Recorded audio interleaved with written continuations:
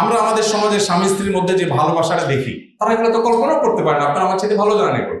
তাদের ব্যাপারটা বেশিরভাগই হলো অনেকটা রুমমেট বা ম্যাচমেটের মতো, যে ঠিক আছে আমি ইলেকট্রিসিটি বিল দিচ্ছি, তুমি গ্যাস বিল দাও, আমি পানি বিল দিচ্ছি, তুমি বাজার খরচের টাকাটা দাও। এ হলো তাদের অবস্থা।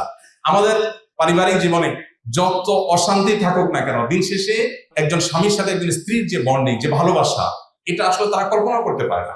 এই অধঃপতনের পরও এখনো সন্তানরা বাবা মাকে যতটা ভালোবাসে, বাবা মার সন্তানকে যতটা ভালোবাসে, তারা তো এগুলো চিন্তা করতে পারে।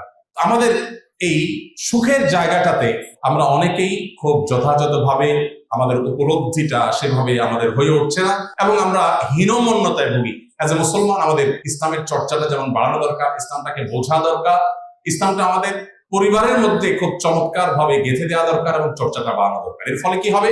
আখিরাতের শান্তি তো পরে, আল্লাহ বলেছেন ওয়াল আখিরাতু খায়রুম ওয়া আবকা, সেটা তো পরে আসবে। পার্থিব জীবনে আমাদের আল্লাহ তাআলা